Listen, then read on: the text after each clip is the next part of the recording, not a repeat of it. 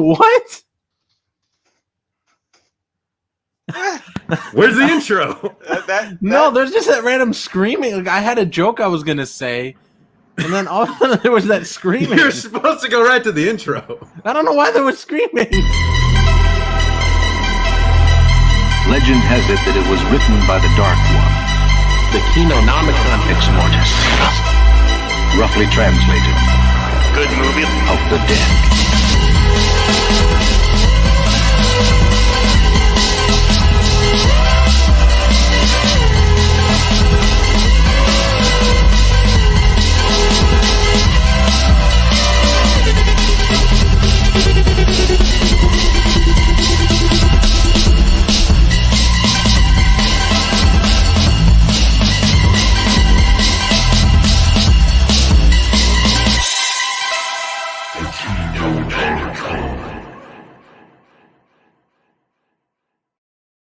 I still don't know why you were playing that. I'm pretty sure we're in a creepypasta now, and it's going to be like, and then everything pixelated, and Hot Dog was a skeleton. Ooh.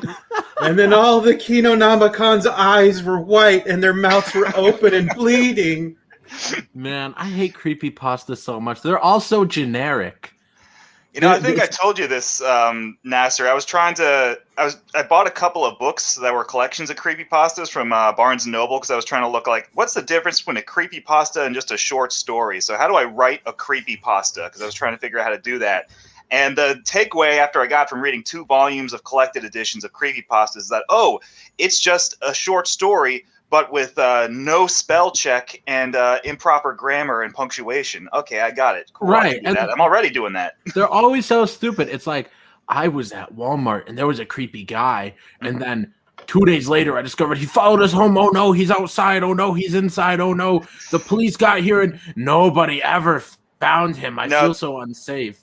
That's generous. Most creepypastas like, I was at GameStop and I looked underneath one of the shelves and covered in dust was an NES cartridge that just had written in pen on it, "Do not play." So I took it home and I played it and it was Mario, except Mario was dressed in black and then the Koopa Troopas were all dry bones, but then they stopped and they looked at me and blood came out their eyes and then I was skeleton. The end. What is this, Twin Peaks? Well, the save was always from like a dead kid. Yeah, right. Oh, that kid who died in my school back in 1994. It was his save file. So we should instead of creepypasta, I think we should release a book of our own stories called Creepy Roni. Creepy Roni. There we go.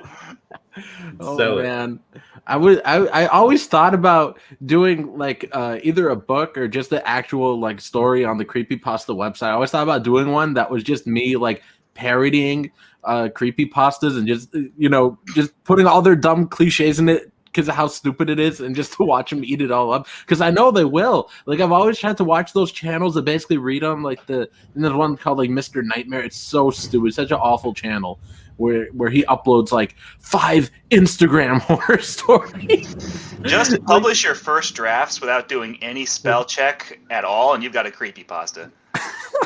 Basically.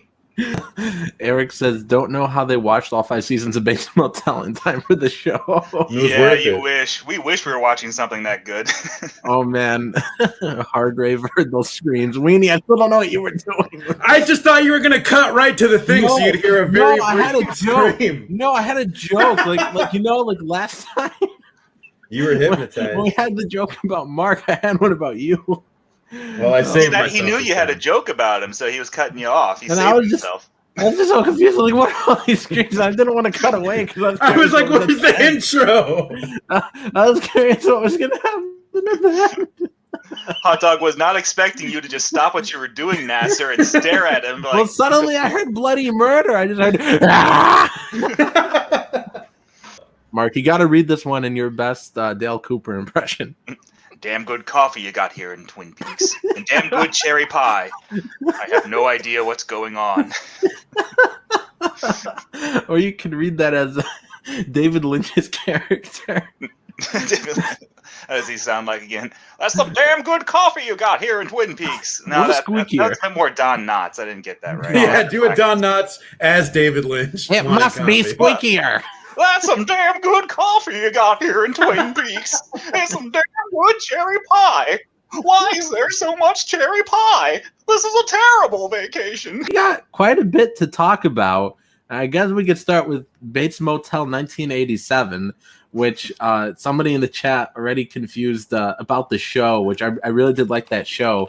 But man, this is the failed and probably rightfully so failed Can you imagine pilot. Going on Amazon? You're like, I want to buy the Bates Motel, like all 5 seasons of Bates Motel. Wow, Amazon has it for just $4.99 on DVD. Oh, this must be a lightning sale. I better get that. And it's the 1987 failed TV pilot. That's crestfallen. You see, okay, so Tim's in the chat. He says, dang, I thought this was the Bates Motel AMC series, aka Norman Bates goes to a rave and deals with a pot farming half brother. JK last season was good. I remember Tim made me feel so bad about it like a year ago because I said on Twitter or something, I was like, oh yeah, I really like Bates Motel. And he's like, isn't that where Norman goes to a rave? And I was like, yes. But I still liked it. Apparently it gets really good when it actually finally turns into Psycho, like 2 seasons later when he finally kills his mom and she's like a corpse hanging around. Tim was telling me about it. He was like, yeah, the first season was shit and I didn't want to watch it, but I like stuck it out, and then by like season 3 when it finally turns into Psycho, it gets really good. So yeah, it's like 2 or 3 seasons of setup in that thing. Yeah, it's like reverse Twin Peaks where it starts out really, really good, and then halfway through season 2 it turns into pure garbage. Like, oh my Psycho goodness. is the reverse version of that. Yeah, like I've been rewatching Twin Peaks. And it's my brother's first time watching it. And man, we're 2 episodes away from the killer reveal, which don't spoil it because in case my brother listens to this, I don't want him to know, who the killer is. But it's already slowly like getting there. Like they've got like the dumb story arcs. Like, you could tell like all the incompetent people took over. I don't know why David Lynch left and whatever, but the show gets so stupid, and you could already tell like they're just putting in like 45 minutes of filler and then 1 minute of Dale Cooper doing something cool or something that actually involves the plot, but instead you get like that chick with the eye patch, like she took a bunch of pills to kill herself, and then when she wakes up, she's like Superman ripping the chains. And she thinks she's a high school student. Yeah, right. And none of that stuff goes anywhere. So like after the killer of Laura Palmer reveal, and that story arc is over, it's just all these like story arcs for all the side characters, and you're wondering where they're all going, and they don't go anywhere. Like the owner of the hotel thinks he's a Gettysburg general. That doesn't go anywhere. Yeah, there's the eye patch lady getting superpowers and thinking she's a teenager. That doesn't go anywhere.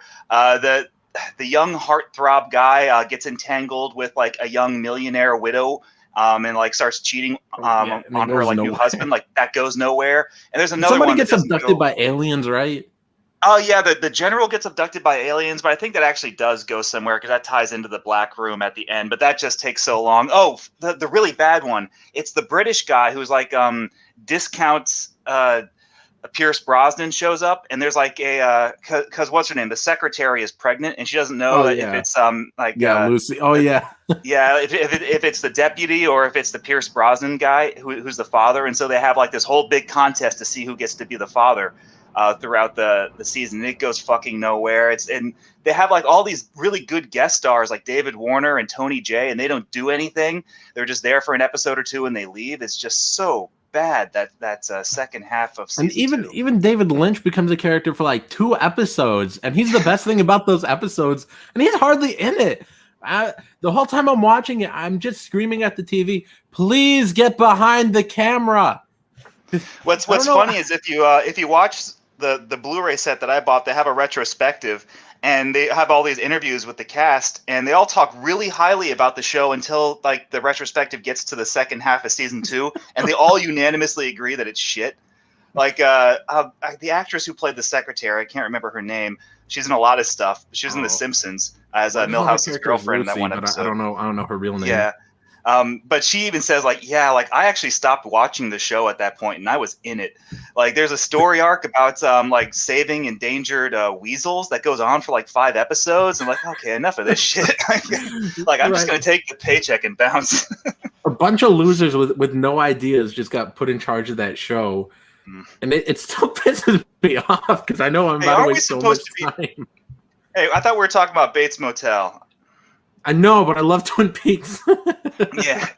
Well, let's wait until you finish season 2 so we can really talk about how shit it is. But we need to talk about something else really shitty. That 1987 Bates Motel Bates pilot. Motel. So I don't know why this failed pilot thing. I don't know why they didn't make it about Norman because he's in the movie. Just for a few minutes, he's in it. But Anthony Perkins isn't in the movie. Yeah, it's somebody else playing Norman. Yeah. It's his stuntman. Well, no, I was about to say. No, that's what it says on IMDb. That the guy who played Norman Bates in this was Anthony Perkins' stunt double in Psycho 2 and 3, and was also in Psycho 4: The Beginning. So he's the only actor in all the sequels.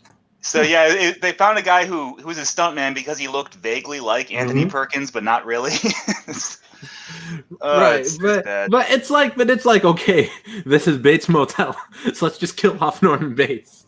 Like I don't know any of the backstory about this thing, so I don't know if Anthony Perkins said no. I don't know if they just couldn't get him because this was after Psycho 3, but before Psycho 4. I don't know. Yeah. So Psycho 3 was supposed to be the last movie because it didn't do very well. What happened was Psycho 2 did really well, and then Psycho 3 flopped at the box office. And so Universal still wanted to do something with not just the IP that they had, but they had built that whole set at Universal Studios for Psycho 3, and they were expecting to use the Bates Motel and the Bates Mansion set for a whole slew of more Psycho sequels that never happened. So like, well, we built this fucking place. We got to do something with it. So they tried to do the Psycho TV series where every episode would take place at the Bates Motel, and it was going to be an anthology horror series where like a new guest would show up at the Bates Motel, and this new guy who's not Norman Bates, who just happened to inherit the Bates Motel, was going to be like the crypt keeper who would introduce them, like, I'll give you the keys to your haunted cabin, and then like some spooky story would play out. And yeah, like so that pilot, it's like 2 episodes, like they filmed 2 episodes of the TV series and realized like, oh, we've made a terrible mistake. Let's just fuse these 2 episodes into a movie and call it quits. And so that's why like there's 2 stories in that movie that don't interconnect whatsoever. It's like the story of how the guy got the Bates Motel from Norman, and then like it's not even about that. He gets the Bates Motel from Norman in the first 5 minutes, and the next like 30 minutes are how he paid his mortgage. It's like really boring. Yeah, it doesn't work as anything. It doesn't work as a movie, and it doesn't work as a series. Because as a series, what the hell is it? You got the weird suicide story. You've got Norman OC going to the bank. What? You've got the weird maybe love setup between him and that Lori Petty. Yeah, maybe. Poor Lori Petty, because Lori Petty she was doing a lot of like anthology horror stuff. She was in an episode of Freddy's Nightmares that she's actually really good in. I mean, I know everyone remembers her as like Tank Girl because she's like really cute in that, but she's actually, I wish she had been in more stuff back in her prime because I really liked her. I don't know, she just didn't really end up in enough stuff back then. I wish she did more cartoon voices. She was Livewire on Superman the Animated Series, and she had a great cartoon voice, but I don't know, she just didn't do enough stuff. I thought it was fun. But yeah, there's that second story arc. So it starts out with like how the guy paid his mortgage so he could keep the Bates Motel, and then just suddenly it's like, okay, and then they get their first guest, and the first guest shows up at a cabin, and the cabin is haunted, but she wants to kill herself, and one of the ghosts is like, no, being dead is bad, don't kill yourself. She's like, okay, and that's it. And then fake Norman like turns. No, you're downplaying that. She almost bangs what we call a Casper, which is an underage ghost. It's a big no-no. Oh my God. So she almost sleeps with him, and then she's like, I can't do this. I've got to commit seppuku for my actions. Oh man. And I just the last scene it's not fake Norman. It's the guy that Norman gave the deed to the Bates Motel to. Like he turns and he looks at the camera, right? He's like, "Would you like a room at the Bates Motel?" Ooh, and then the credits roll. Right. Oh man, what's so funny about that guy too is like it starts off right in the asylum with his like tragic backstory, and they're like, he killed his father, And then like, well, he needs a father it's figure. a dichotomy with Norman because Norman killed his mother. This guy killed his father. It's poetry. Right. It's so funny. It's like how about the dude twice his age that also killed his parent? That'd be a good friend for him. And then it's funny. But then, like all those pictures look like they were hanging out everywhere, right? Right. But the which I thought was weird. Like that whole like intro is so goofy, especially when it cuts to the funeral and like Norman's just randomly dead. I don't think they said from what. I can't remember, but they're just at his funeral, and the original character, the Alex dude, is giving this speech like he was just misunderstood. And I'm just thinking about all the people he killed. Like he wasn't misunderstood. Jeffrey Epstein is hanging out with Casper. Says Tim also says like it's like having a Mortal Kombat movie without Johnny Cage, but with a new made-up creator. Alex Keaton was just OC doing steel. So yeah, like Cole Young in that new Mortal Kombat movie, shit like that. It's like when you tune into a movie or a TV series called Bates Motel, you expect to see Norman Bates, right? But no, it's just this bullshit like.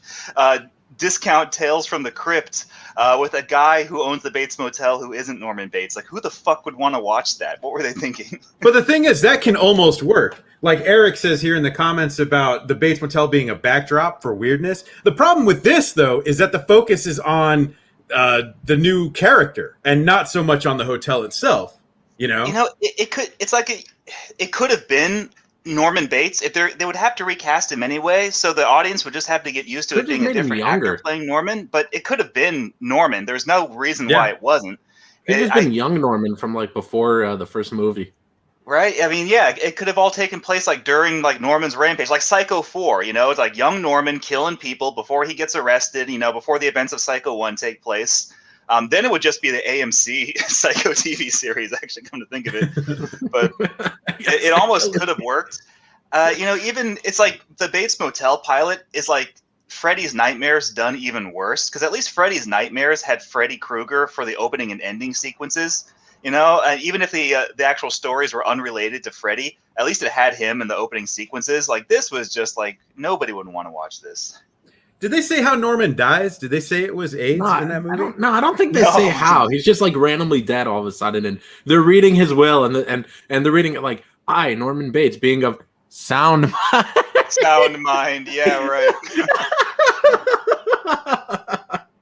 But it's funny too, like when they read the will, and he's like, "To the guy that taught me how to do the twist, here's my record collection." And I'm like, really? Like that was the first thing in his will? Norman just has a record collection. Now I'm honestly surprised that his super conservative mother would allow him to even have a record collection. Oh man, you know what else cracked me up about this too? Because this movie was like so stupid it was good. Is when the chick, she's like the random chick is living in the Bates Motel, like it's been abandoned for like a I don't know, 2 decades, and she's chilling in there, and the guy shows up like, "Hi, this is my place now. Norman Bates gave it to me." And she's like, "Who's this Norman Bates fella?" Well, you also leave out an important detail of that.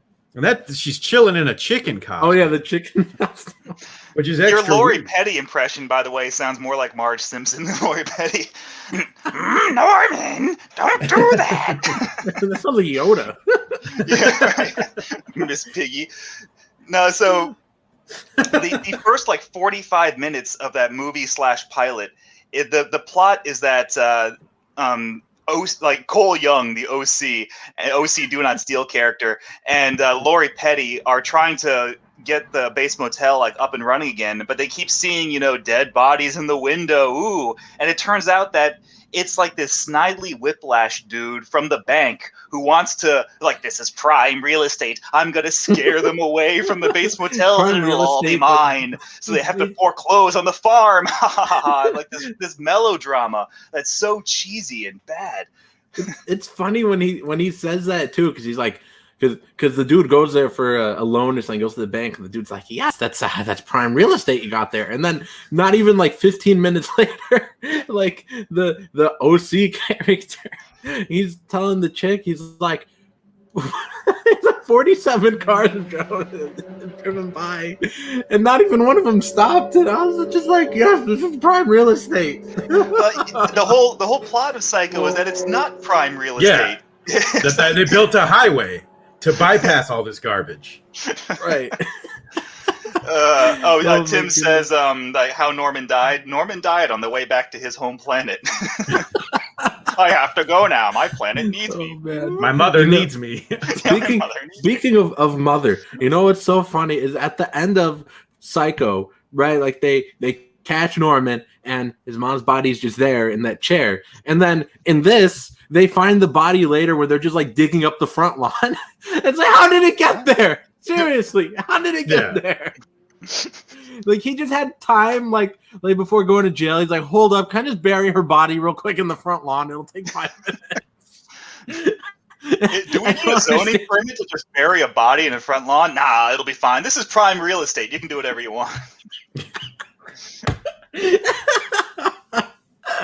Oh man, and the ghost stuff.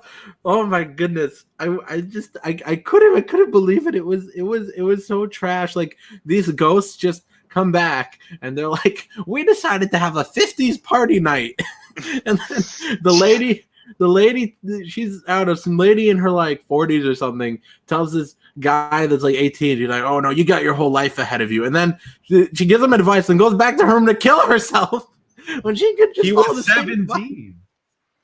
And no, but I'm saying like she's like, no, you have so much to look forward to. But then instead of taking her own advice, she's just like, oh, but I gotta kill myself.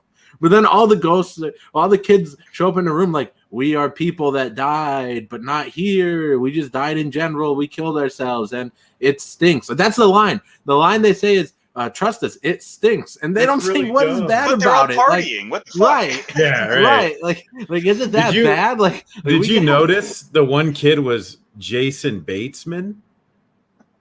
Jason Bateman or Jason Batesman? Bateman. But like, Bates Motel, Jason Batesman. You think they did that on purpose? Oh, I don't think they're that clever, but it's a happy accident. Happy accident. Well, yeah, I watched an awesome movie that's also about real estate. It's Saturday the 14th. I loved it. It's a movie that I really, really, really wish I had seen when I was a kid because it's an 80s kids horror movie, and it's not as good as like Monster Squad or The Gate, but it was really fun. It's just got tons of monsters and monster suits and special effects. It's only like 75 minutes long, so it's a Roger Corman movie that just moves really fast. And it's just about these people who move into a haunted mansion that their dead uncle left to them in his will. And this one kid, because it's played up as a spoof, so the kid like is looking at the bookshelf and he finds a dusty book called The Book of Evil. He's like, I wonder what this is about. And he just opens it up, and it unleashes all these monsters all over the house. And they're all these there's like a mummy, but most of the monsters are just this really weird shit. Like this one thing that Hot Dog described as looking like Rees from Return of the Jedi. Like they all look like monsters from Jabba's palace. That's what they all look like, weird aliens. And they're all just like crawling around the house, and like the unobservant parents don't notice it. And meanwhile, like Count Dracula and his wife are trying to get into the house so they can get the Book of Evil for themselves. And Count Dracula is played by Jeffrey Tambor, who's the ghost from Patrick Swayze's Ghost, who teaches Patrick Swayze how to use his ghost powers. He's the train ghost from Ghost, if anybody remembers him from anything. That was Jeffrey Tambor? Yeah. And he's Count Dracula, or whoever the vampire guy is in that movie. And it's so goofy because there's a part where that the mother goes up into the attic and she gets attacked by like giant vampire bats that like chomp on her, and it's really bloody because it's an 80s kids movie, so there's just blood squirting everywhere, and she's just covered in cuts and bites and bruises and blood, and she leaves like, damn owls, we have to call the exterminator service. And so the father calls the exterminator, and they send over Van Helsing. And so Van Helsing is like this German guy, and he's like your house is possessed by evil, I will stop it. And so he's trying to save the house from the vampires and all the monsters to find the Book of Evil. But then it has a twist at the end, like, who's the real monster? And it's Van Helsing. I'm sorry, I just ruined it for everybody. Jeffrey Tambor was actually trying to save everybody, but It was really fun. I remember I had a book of horror movie reviews that gave the movie 1 star and said it was like absolutely unwatchable. But I just watched it right now finally and like, holy shit, this is really good. Eric, is part 2 any good? I haven't seen. It's called Saturday the 14th Strikes Back, and I've never seen it, but I kind of want to now. Eric says, weren't the records and books Norman had in his bedroom in the first film heavily implied to be obscene pornography? Oh, I'm sure. I think maybe. I remember in the book, the book starts off with him reading a book, so it's kind of lame. But it actually shows like a little paragraph of what he was reading, and it was something about some ritual tribe jungle people thing, and then later, I forget the character's name. Whoever Vera Miles plays in the movie, like later when she stumbles into the house and she picks up a random book that's nameless, and there's strange stuff inside. I don't know. It's funny. That reminds me. It gave me the weirdest boner. So there's an interview in one of these. It's a collection of Robert Bloch's H.P. Lovecraft's mythos stories, and they have an interview with him because it was collected before he died. And the interviewer from Chaosium, the publisher, asks him, like, so there's a part in your novel Psycho where Vera Miles' character goes into Norman's bedroom and finds all these weird books. Is one of those books the Necronomicon or De Vermis Mysteries or one of those Lovecraft mythos books? And Robert Bloch's like, no. Why would that be in Norman's bedroom? Of course not. Like, what the fuck kind of stupid question is that? Oh my goodness! By the way, Mark, if you've read some of his stuff, like outside of Psycho, is any of it worth it? Because I yes, really his Lovecraft mythos stuff is really good. Pick up Mysteries of the Worm. I think it's still in print for like $14 on Amazon, and it collects all of his Cthulhu mythos stories, and they're all really good. I recommend those. So his short fiction is good. The only novel of his I've ever read is Psycho, and I really didn't enjoy it in comparison to the movie. And you've read all of his Psycho novels, including like the trash ones he wrote in the 80s just to get a paycheck. Yeah, there's 3 total. There's Psycho, and then Psycho 2, and then Psycho House Party. Yeah. We've got to bury my mother on Mars. It's the only way to stop my curse. Psycho in space, yes. In space, no one can hear mother scream. Oh my goodness! Like everything was going like we built the new Bates Motel on Mars, and everything was going great until the new space highway was built, and now no one comes here anymore. That'd be so good. No, but he wrote Psycho 2, and then I guess Paramount or whoever was like, ooh, maybe we could turn this into a movie. And then they read it, and it was just him being like all angry at Hollywood people. He's like, arg, Hollywood. He's a pirate. And then that's why they didn't use it at all for the second movie, which thank God they didn't, because that book is awful. It's actually a little interesting, but it's nowhere near as good as Psycho. Book was just Robert Bloch saying, like, you know who fucking sucks? Hollywood producers. I fucking hate Hollywood producers. They're all stupid and gay. I hope they all go fuck themselves. Right, they're the only reason people remember me anyways. Like, so we won't be adapting this book. We'll be using an original story. Right, and then, oh my goodness. And then, like, and I think the other one is from, so that one is from, like, I don't know, 1980 or something. And then I think the third one's from, like, 92 or something, like right before he died. And it's I think I might have already told you guys about it, but basically like the Psycho house burned down, and then they rebuilt it, except it's got like animatronics now, and so something So dumb. it's like a tourist trap. Oh yeah, it's a tourist trap. And then like I don't know, some chick breaks in and dies, and then some investigator chick comes by like, I want to write an article about it, and then everybody's like, everybody who knew Norman's dead now. And then it's just like her pondering for like, I don't know, 40 chapters of like, maybe he was possessed by a ghost. And then if the animatronics don't go all like Five Nights at Freddy's at the end, they don't, so there's no robot Norman and robot Mother killing people. Okay, then fuck that. I'm not reading. No, I mean, there's like chilling. No, I mean, there's just like they're there, but it's not actually them doing the killing. I can't even remember. It was just like one of the dudes. like some random dude was like, I was the killer all along. Who the fuck are you? I was the guy from the Bates Motel pilot, remember? Right. He's like, I was the guy you passed in the parking lot. Oh man. They should do a Weekend at Bernie's thing with Psycho. Speaking of Weekend at Bernie's, Mark, you watched Child's Play 3, didn't you? What the fuck does that have to do with Weekend? Okay. Yeah, yes, I did watch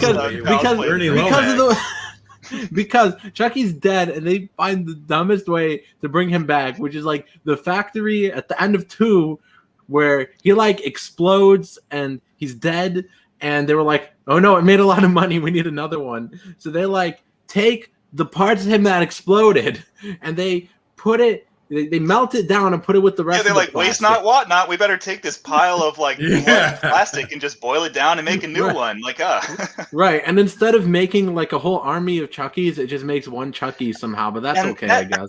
That's they overlooked what could have been really interesting in like a Child's Play 4 or 5. Because like Cult of Chucky is about there being multiple Chuckies. It's almost so cool. And that would have been awesome if, like, in Cult of Chucky, they explain it as that Chucky went on the internet and found a voodoo spell that could put his soul into multiple multiple good guy bodies. Like, but wouldn't it have been a better explanation? It was like, yeah, my blood splattered into a whole vat of plastic. They made hundreds of dolls with me in them. Like, that would have been a much cooler explanation than a stupid joke about finding a voodoo spell on the internet. But World War C.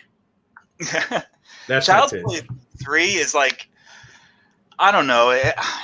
I don't know if it gets better or worse each time I watch it. It's just it always kind of stays the same. It's not the worst Child's Play movie. It's just it's such a slog until you get to the end of the carnival, and then it gets really good. It has a great finale, but it's like so. Child's Play 2, yeah, it's a whole lot of Chucky fucking around with Andy through the whole movie. But it's fun. It's great because it's Chucky ruining the life of a 6-year-old boy. It's so petty. It's like, he's 6 years old. What the fuck is wrong with you? Right. But Child's Play 3 is just him fucking around the military academy. But the whole thing that delays the fact that he can't get into Tyler, I think that's the kid's name, his body, is that Tyler keeps wanting to play hide and seek and Chucky can't find him. And that's what delays the plot of the movie for like 90 minutes, is that he's like, bet you can't find me, Chucky. And Chucky's like, oi, this again. Man, for 90 minutes. I like that movie. The only parts I hate are like how it didn't build tension the right way. Like there's that part where Andy's in his room or something, and I don't know, he's like tying his shoes, and Chucky's under the bed, and instead of just taking out his foot, he just like basically just pinches him, and he's like, haha, I am here, and nobody will believe you. And then that's it. Like he just like dips out. Like it has that problem where Chucky is menacing if he's trying to kill a 6-year-old boy because they're about the same height, but there's nothing stopping Andy from just drop kicking him. Chucky's not really threatening when he's going up against adults, and the only kid in the movie, like Tyler, is not scared of Chucky for most of the movie because he thinks Chucky is his friend.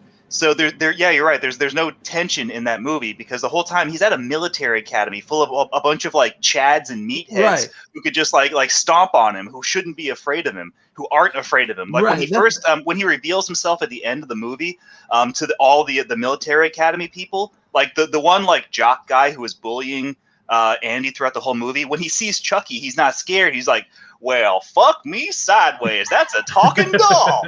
And it's, I don't know. It's not as goofy as like Bride of Chucky or Seed of Chucky, but you can kind of see the comedy really getting in the way, like starting to erode into the franchise there. Man, and that's why it would have been so cool if it was like an army of Chuckies, because it's like a military thing. So, they got all the chads, and then it's like, okay, well, this dude, Chucky versus all the chads, it's not scary, but what if there were like an army of Chucky versus the chads? Then it's interesting, They didn't have the budget for that, so they pumped out Child's Play 3 in like less than a year after Child's Play 2. I think like 9 months or 8 months, something really fast. Something like that, yeah, it was quick. Yeah, the turnaround on it was so quick. So if you look at the animatronics between Child's Play 2 and Child's Play 3, like Chucky looks like shit in Child's Play 3. Like his puppeteering is really sloppy. He doesn't have the full robotic body that he had in Child's Play 2. Right, it's really like Puppet Master like 7 level. Yeah, it's like a full moon, like 1998 tier full moon, quality puppetry on him. It's like it is straight up like Charles Band packing his bags and fleeing from LA to Bulgaria with all the money he can carry. That era of Full Moon. It's funny because it's true. Oh man. Oh man, let me see what's going on. Eric says, I don't think Mark is taking a breath. I was so passionate about Saturday the 14th because it was like the find of the century. I was like, I love this movie, and I'm probably going to watch it every year now until the day I die. I really, really enjoyed that film. So excuse me. Let's see. Eric says, who wins in a fight, Chucky or Stripe the Gremlin? Stripe the Gremlin.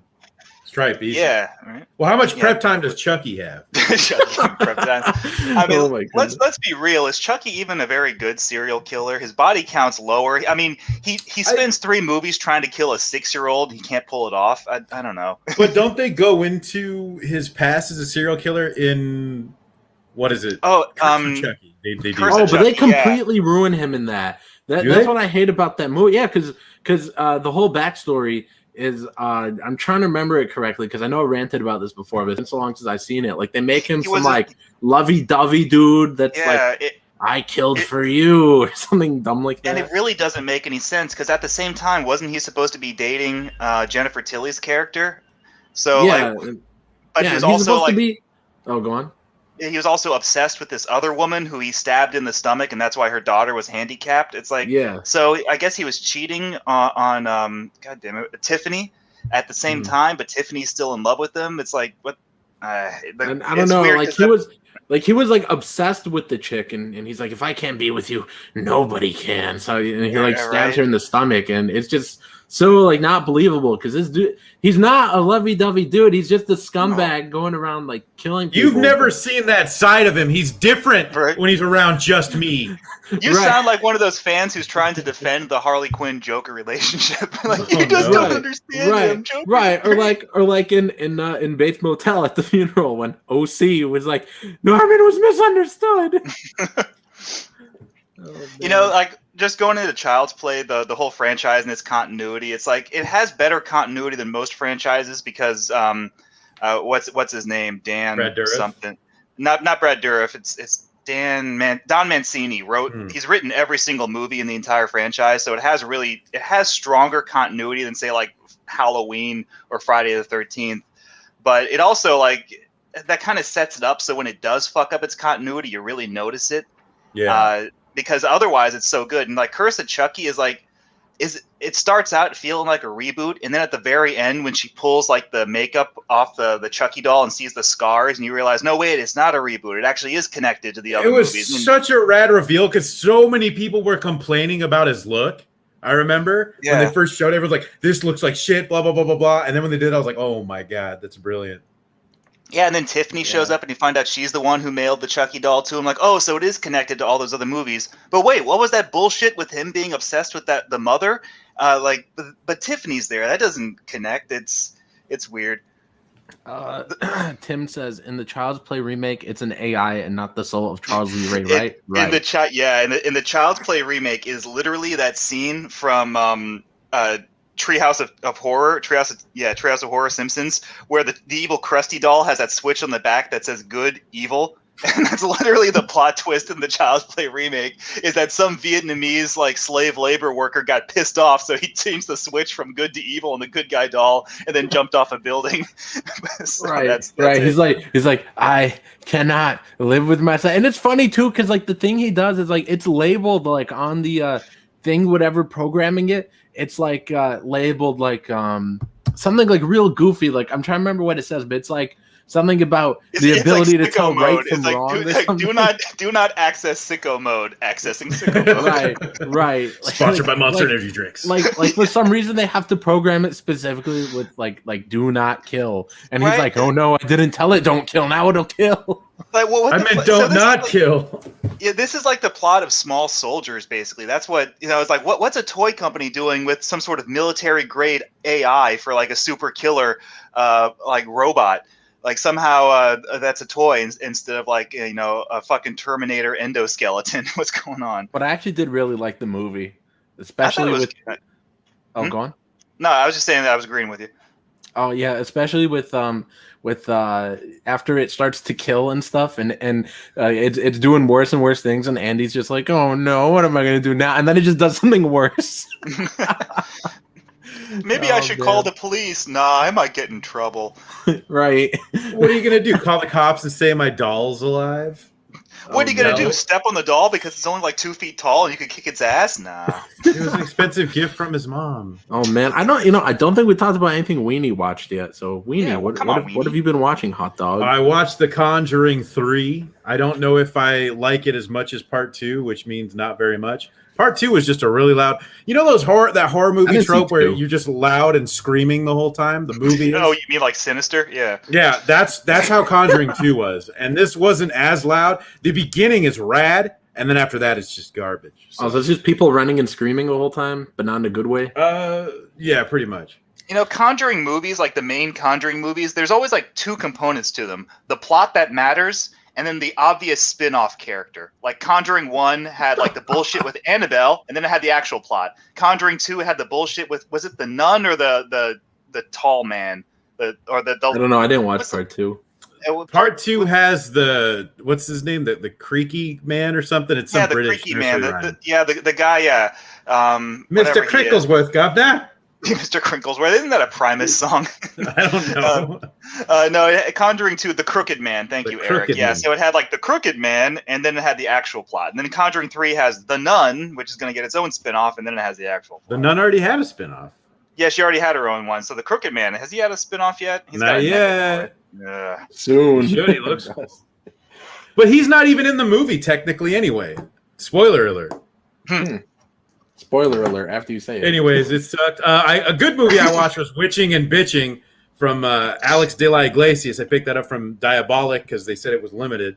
And you are a mark. Like, limited edition. Dude, no. Alex de la Iglesias movies are now Insta-buy for me. Weenie went without dinner to buy that thing. Limited edition and $59.99.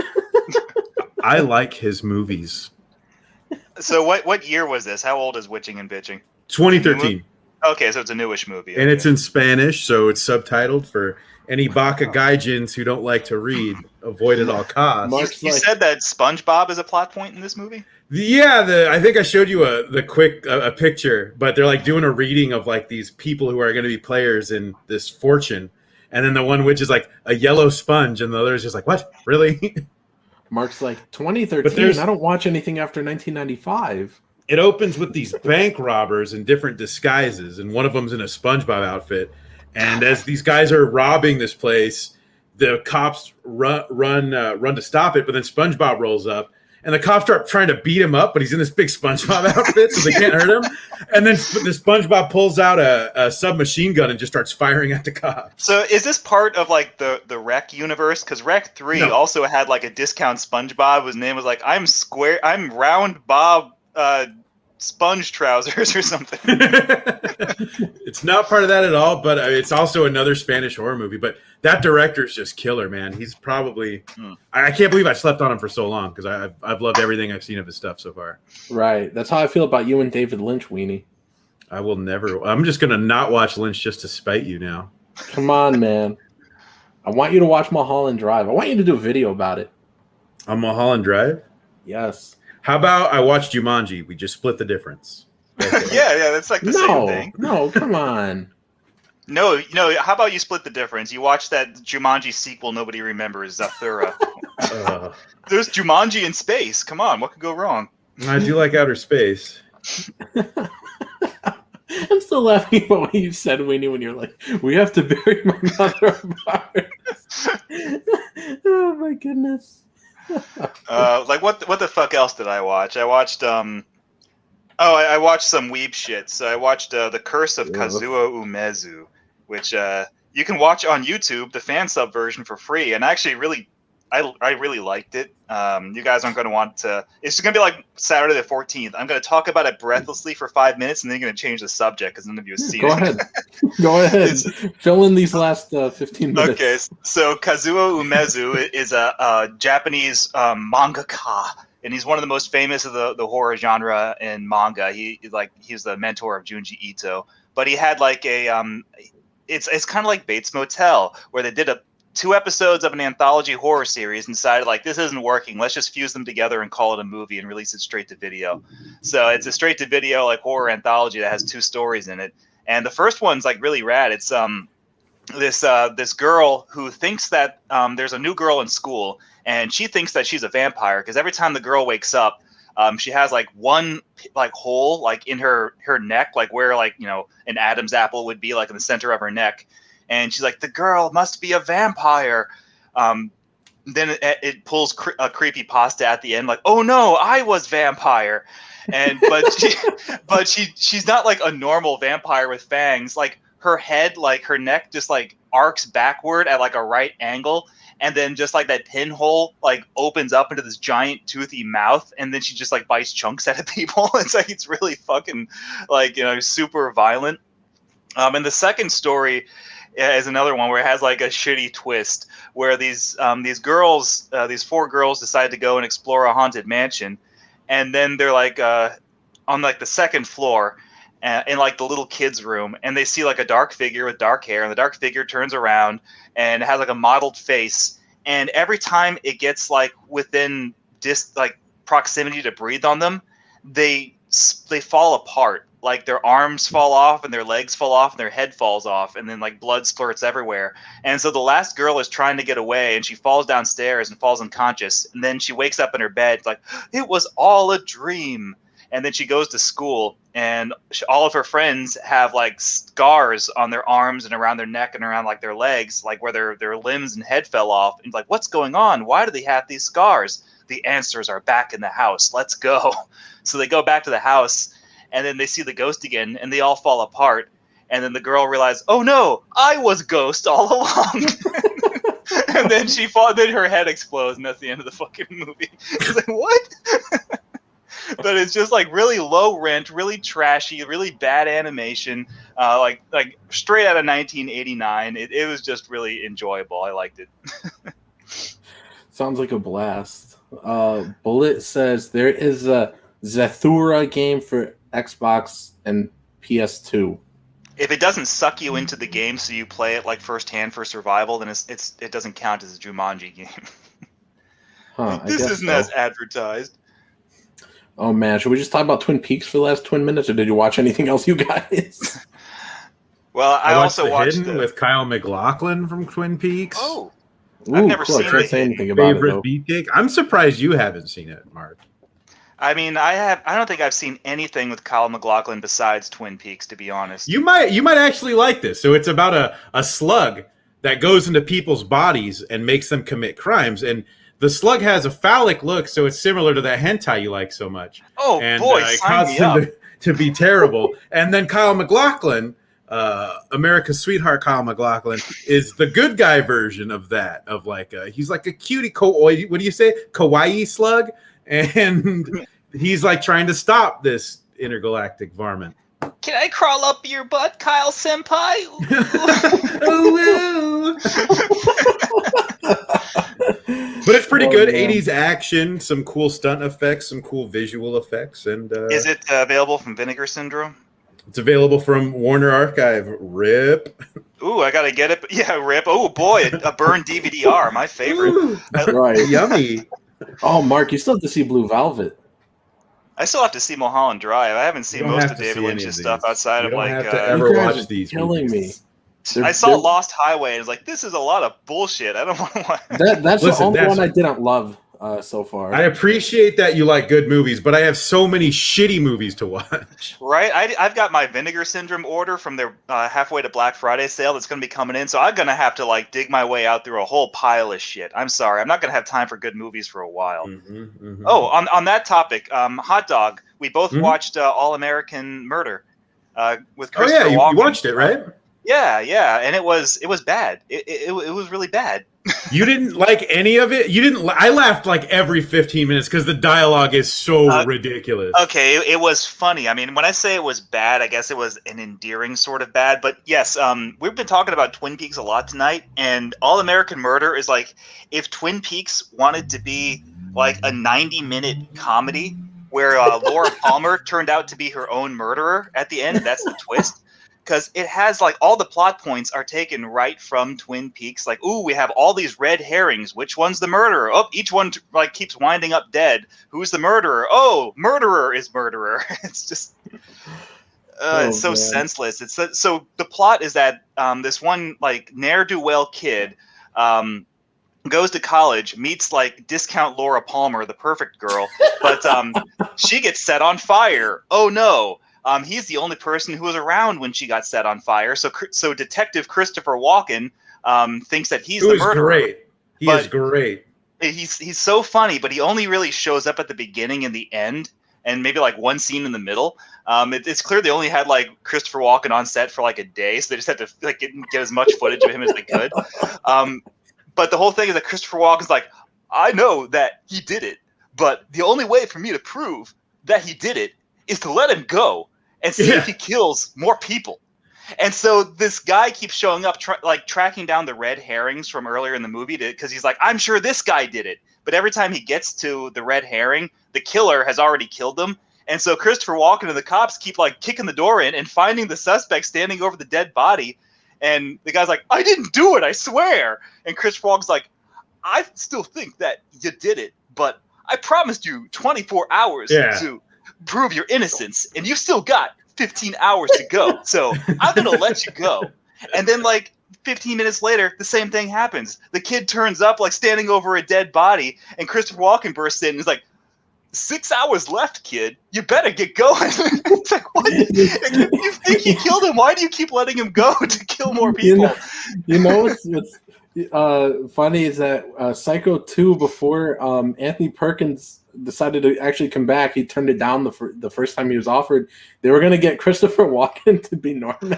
I would have fucking loved that. I want to live in that timeline. Like send me there. Put me in a DeLorean. I'll go and I'll chop like Anthony Perkins' head off in like circa 1975. So he can't be in the movie. My mother always wanted to be buried on Mars. A traditional Martian funeral.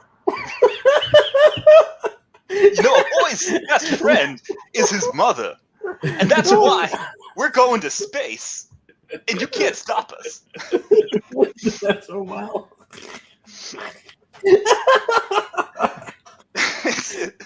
I don't know. And so, and that's the only, like, Christopher Walken's a blast in that movie. He's so great. Fun. I wish he was in it for more screen time, and it wasn't about, like, discount greaser kid from Twin Peaks, because that's who that character is. And the ending, so when they reveal that Laura Palmer was her own killer at the end, like, it's almost like they're trying to set up like a slasher movie series, because she tries to set Christopher Walken on fire with her like pocket flamethrower that apparently exists. He just blocks it like in a fighting game. Yeah, right. It's like Scorpion trying to use the finishing move, and like Sub-Zero's like nope and just blocks it, and he deflects the flames back onto her, so she burns half of her face, but she doesn't die. She gets arrested, and she's like, "I'll be back." But there was no All-American Murderer 2.